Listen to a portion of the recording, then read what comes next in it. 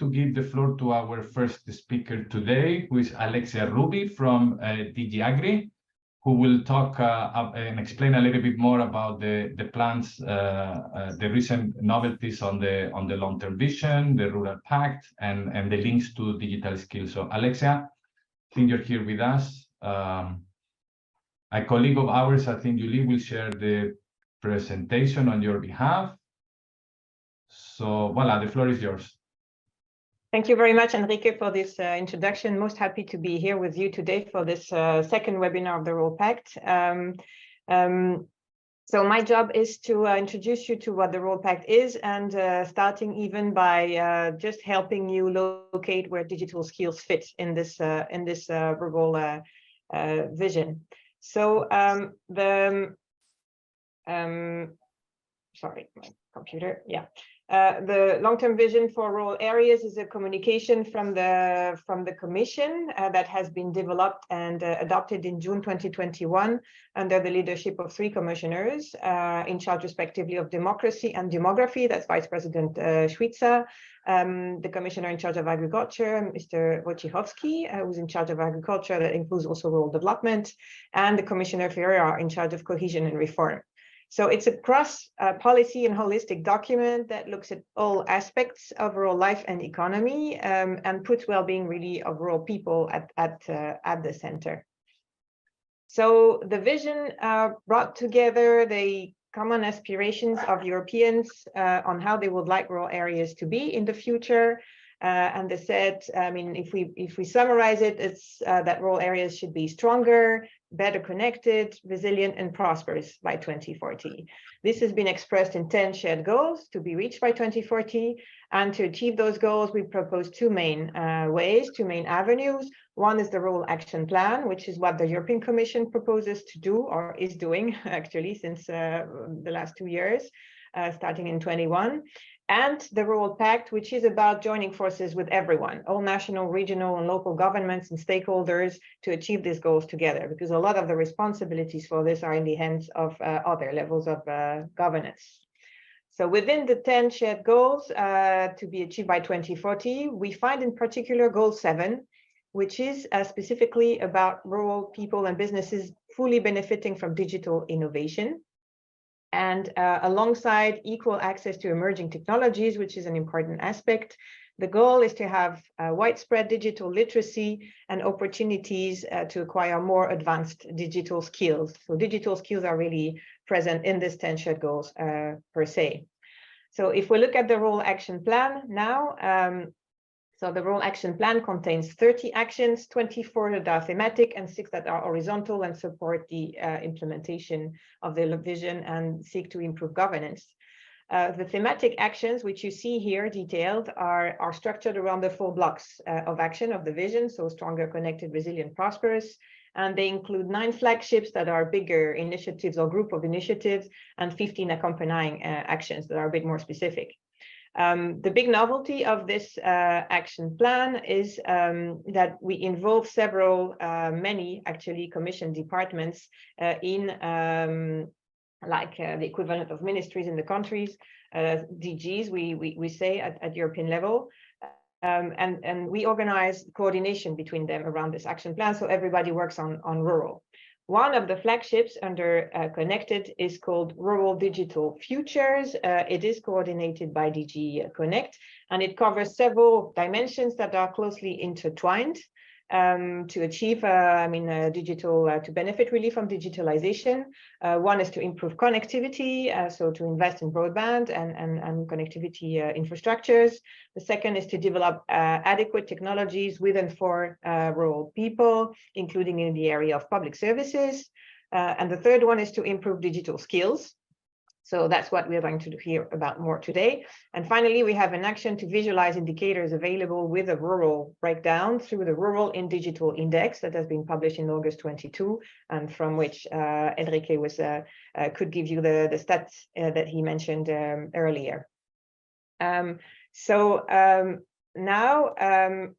where does the pact fit in this? So I told you there This is the Rural Action Plan and the Rural Pact. So within the 6 horizontal actions that we have in the Rural Action Plan, one is to propose a Rural Pact, which we have done in 21, and what is it in practice?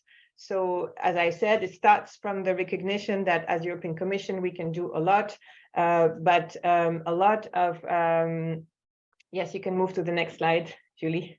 A lot depends on the other levels of governance, including on how the EU funds themselves are used. The national, regional, and even the stakeholders have a part to play.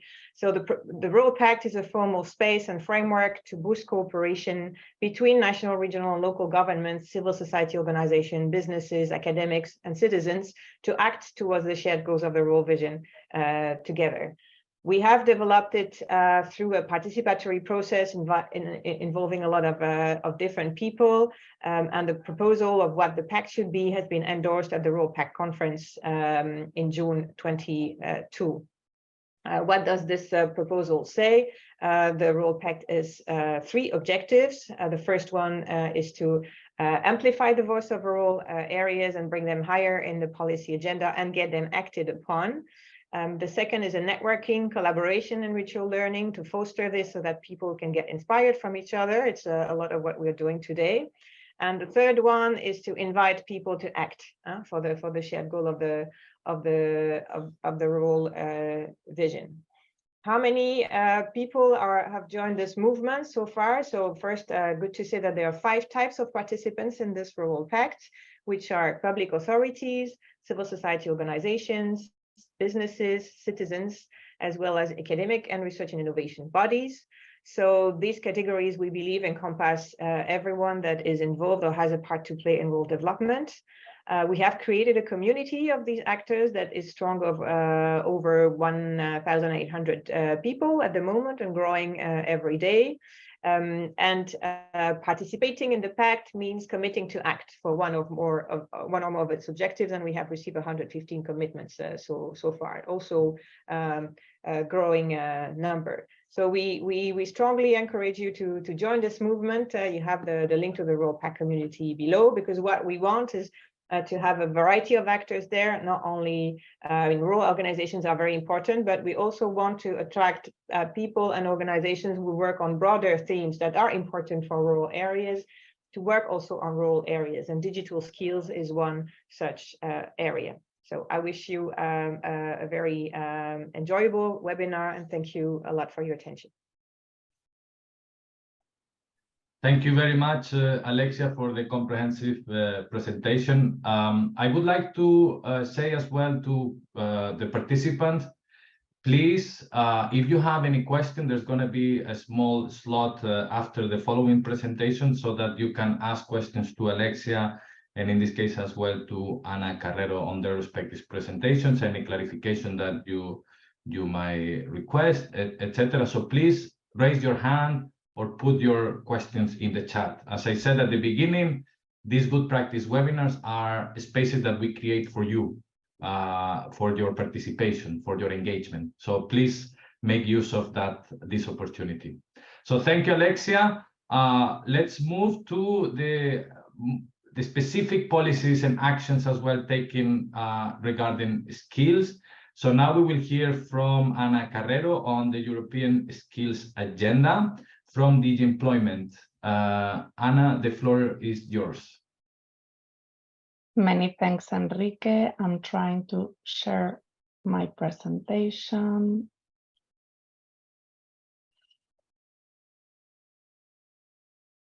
There we go. Yeah, you can see it, right? Yes, fantastic. Thank you. Thank you. So thanks a lot for inviting us. Digital skills is quite a broad topic, so I will try to give you my perspective from DG Employment and a couple of things that are relevant in what we do, because we have other colleagues from other DGs that will dig into other aspects. So, well, the first thing I would like to say is that you may already know that this year is the European Year of Skills. It will run from now until next May. And in this year, we are putting a lot of focus on skills in general, and of course, digital skills as well. Our rationale to act in this policy area is because over 90% of the jobs require digital skills nowadays, but 54% of the adult population still only 54% has basic digital skills, while we are aiming for 80%. In the meantime, there are many companies that are lacking staff, and this is an obstacle for investment. And at the same time, we only have 9 million ICT specialists employed in Europe, while we are aiming for 20 million also to cater for the labor market demand. So in this context, we launched the European Year of Skills to address these shortages, to seize the opportunities of the digital and the green transitions, and to try to change the mindset of the population in terms of reskilling and upskilling to make it the norm. It's not that we are launching more initiatives that what we already had in mind, but we want everybody engaged in really implementing and stepping up efforts in skills development, including, of course, digital skills, and also with a focus on all the territory, including rural areas. And our objectives are about more and better investment, including with an inclusive approach, that the skills that we provide are relevant. So we need everybody engaged in determining what's relevant for the labor market, social partners, and all sorts of stakeholders and territories. We want to match people's aspirations with the needs of the labor market, particularly for the green and digital transitions, but also taking into consideration the needs of specific groups like women needs, people that are farther away from the labor market, and so on. And in some cases, we would like to explore the idea of attracting third country talent, because we see that our population is decreasing. So we may need some reinforcements from abroad. And in this sense, we want it to be mutually beneficial. So we would need to invest also in their skills development. So basically, in the area of digital skills, we have a very comprehensive policy framework where different DGs work. So I'm sure DG Ag will touch upon the Digital Education Action Plan, but I wanted to briefly drag your attention to the policy frameworks we have in place in DG Employment, which is first the European Pillar of Social Rights, where education and training is the first principle and is considered essential for equal opportunities. So the territorial dimension is also very important. In the action plan of the European Pillar of Social Rights, there is also a target on basic digital skills, the 80%, which is the same as the one stated in the Digital Compass. And we also have the European Skills Agenda, which is a plan with 12 actions that cover different skills dimensions, including digital skills. And now I will let you know a little bit more about what we have planned there and already implemented or put in place. But this was just to cover, as DG Connect will not be here, just to briefly mention the Digital Compass targets that include the skills dimension, and it refers to the 20 million employed ICT specialists that we want to have by 2030 and the 80% of adults with basic digital skills.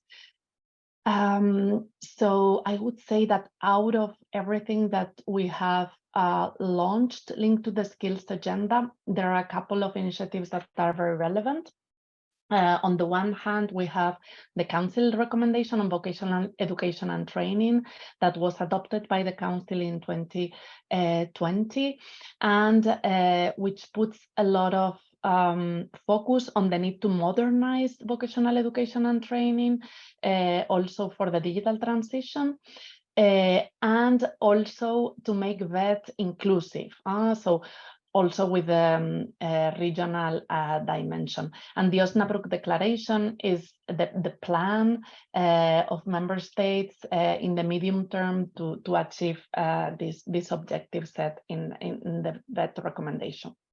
And then in 2022, Council adopted another 2 Council recommendations on 2 different tools, micro-credentials and individual learning accounts, which we consider also key to step up efforts in terms of upskilling and reskilling and really reach our targets in terms of adult participation in training, including, of course, digital skills.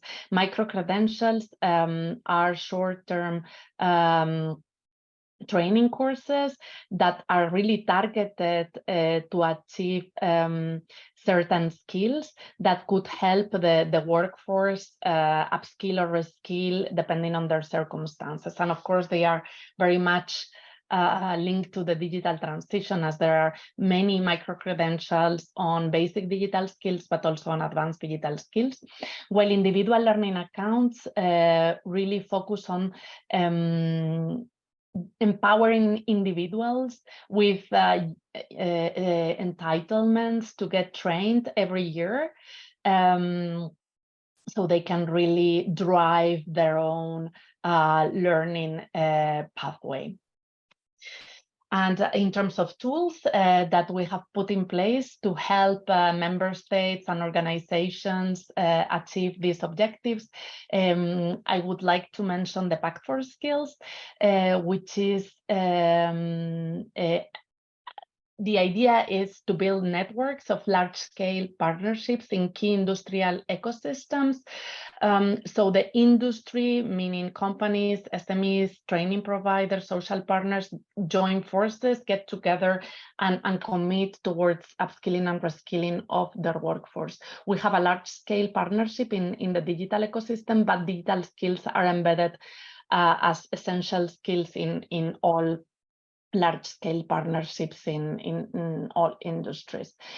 DigiConnect also has a digital skills and jobs platform where there are training opportunities in the field of digital skills that are available for all. And they also have a digital skills assessment tool, which is useful for individuals. And in DG Employment, together with the JRC, we have updated our digital competence framework, which is a useful tool to design policy initiatives and training programs linked to digital skills. You can find all the information in the internet.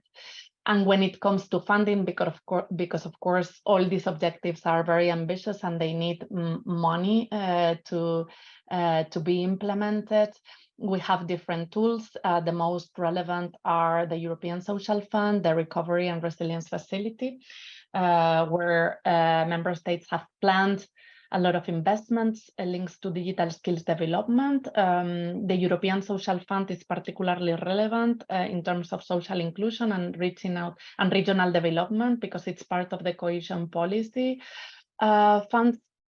And there you have a lot of examples, but in that case, it's better to check out the websites of the managing authorities in the different countries and in the different regions in Europe, where you can see the calls that they have launched, including those linked to rural areas.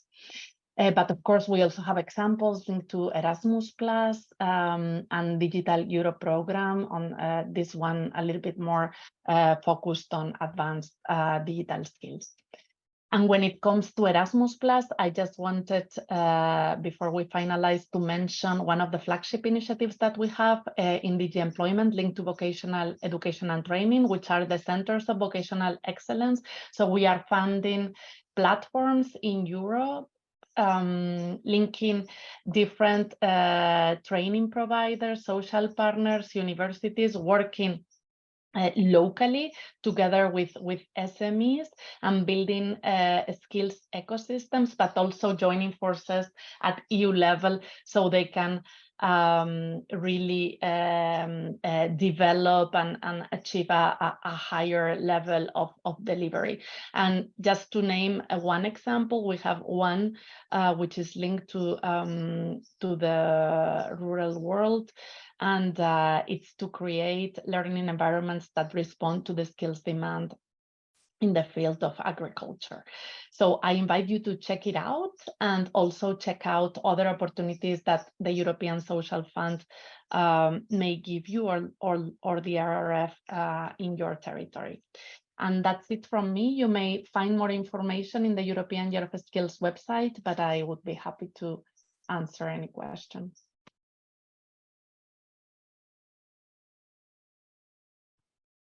Thank you very much, Anna. A lot of information, very rich, a lot of activities happening, a lot of EU initiatives. I would like to check whether there are any questions regarding the Rural Pact, regarding the presentation that Ana Carrero just made. If you want to raise the hand or put questions in the chat. Anyone? There has been a lot of useful knowledge shared. So is there any question? I don't see anything in the chat. I don't see any hand raised. Well, maybe we are still a bit shy, very early in the morning. Don't worry, we will activate you a bit. I see what question. What are the opportunities? There is a question.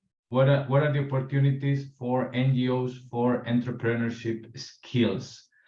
I guess that could be a question directly to Anna. I don't know if you can answer this question. Yes, definitely. Well, in the European Social Fund, there is a very important element, which is the partnership element. So we encourage member state and regional authorities to work together with social partners, with civil society organizations. And in fact, there are many authorities in charge of regional or national programs that work together with NGOs. Through calls for proposals. I mean, it's very important, the work that they develop when it comes to social inclusion actions in terms of integrated pathways. Basically, so sometimes part of these pathways include focus on entrepreneurship. And so I think the best for you is to check out these opportunities in your country, because even if the Commission designs the general lines together with the member states of these programs that are 7-year programs, it is later the national or the regional authorities to really design the specific goals and launch them and manage them. So there is where you can find the specific information, but definitely entrepreneurship is one of the dimensions that is encouraged, because in the end it's about employment, and entrepreneurship is part of the possibilities. So thank you, Anna. I think people start animating. There is one more question we're going to take. Maria Rita, please, do you mind unmuting and asking the question you wrote in the chat?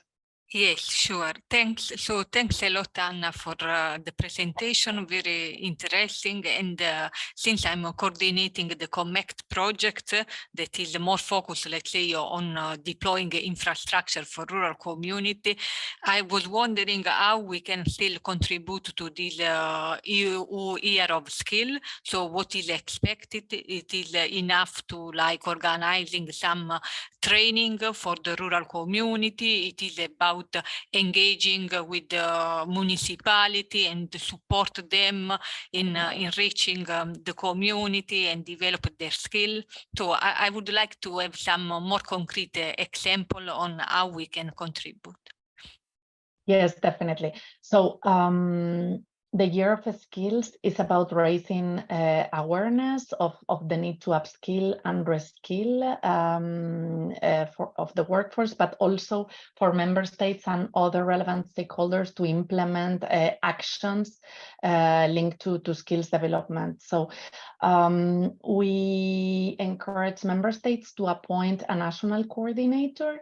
So every country has one, and I encourage you to get in touch to see what they are doing in Luxembourg, or what they have in mind, because the situation of every country is a bit different. The European Year of Skills is also to encourage member states to identify what is working and what is not, to identify bottlenecks that need to be addressed and overcome through additional actions, or to support skills actors in their efforts.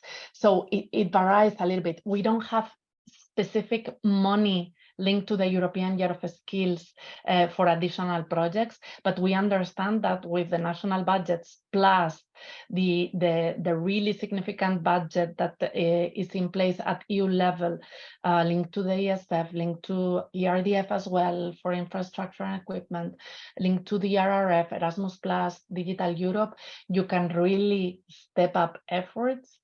But it's really up to you to see how. So it's about, of course, developing projects for skills development of specific people, but also about launching communication campaigns to raise awareness of the stakeholders, but also the individuals in every country, in every territory, that they need also to get engaged and feel the responsibility of upskilling and reskilling during their life, not to be left behind. Yeah. Thank you, Anna. Thank you very much. Just to mention that you were mentioned these centers of educational vocational excellence. You mentioned the project AGRI Next. We have them here today. They will be part of the panel discussion with experts, and they will share a little bit as well what they are doing within their project. But we would like to move on to our next speaker, who comes from DG Education, Anusca. I think you are here, so the floor is yours to introduce the Digital Education Action Plan and the activities you run in DG ACT. Sure.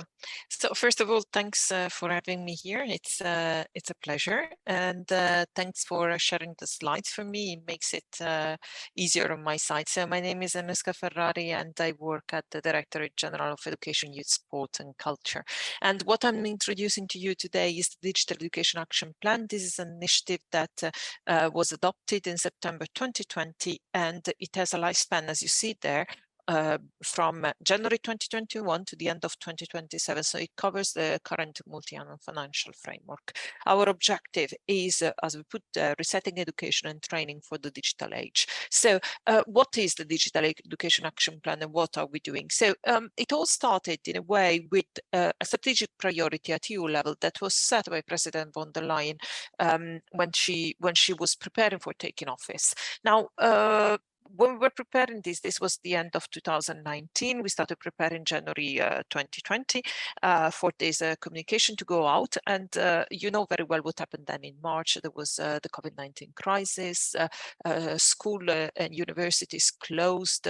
We started having distance education. So there was, in a way, also an urgent need and a momentum to have a strong reflection on digital transition of education and training.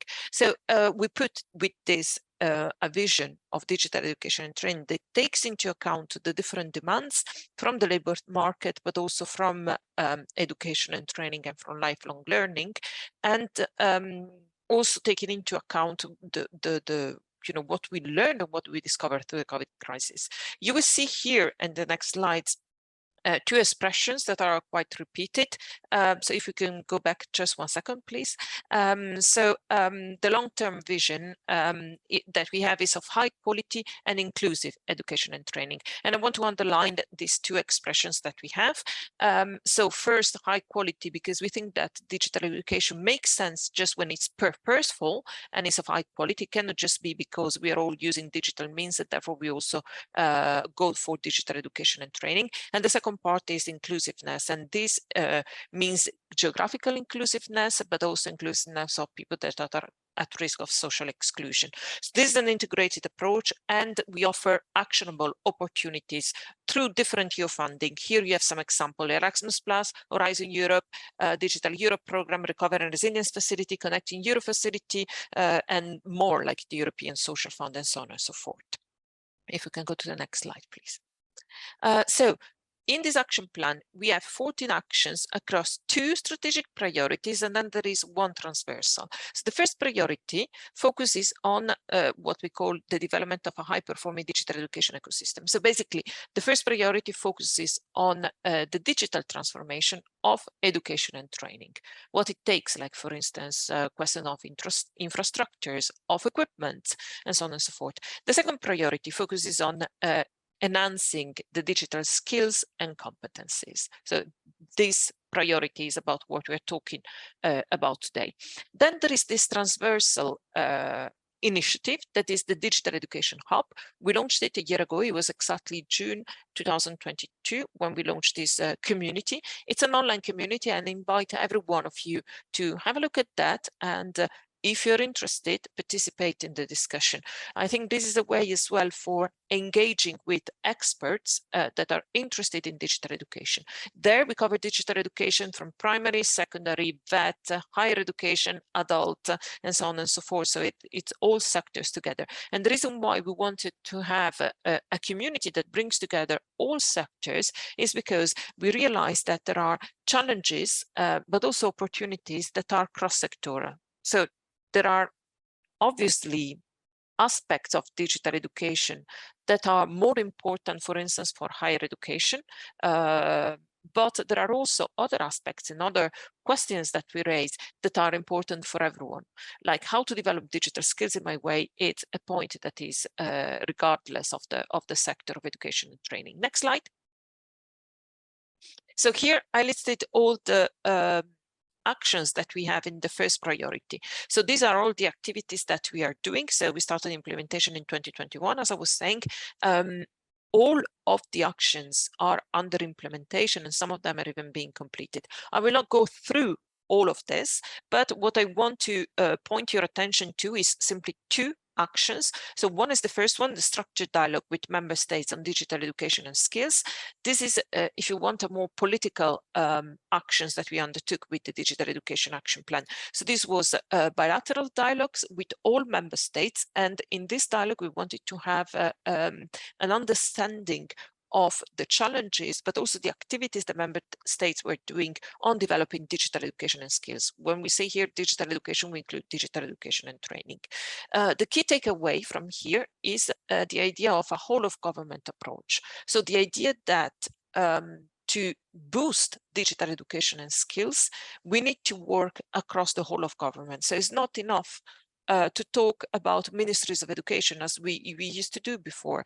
We need to talk about ministries that relate to infrastructures, obviously agriculture, as we're talking today, finances, labor market, and so on and so forth. So digital skills and digital education with that is a matter that relates to everyone in the government. And what we did with this dialogue is to, if you want to push member state to have a dialogue not only between different areas of the government, but also with different stakeholders that are involved in the development of digital skills and digital education and training, and to push for this, for carry on this dialogue in a more horizontal way, if you want. The second action that I would like to draw your attention to is the connectivity and digital equipment for education action number 4 that is pointed there very kindly by our colleague. So with this action, we want to support gigabit connectivity of schools in particular. I think this is a very relevant problem or issue for rural areas, because we know that the connectivity and the infrastructure aspects in rural areas still an obstacle that needs to be overtaken.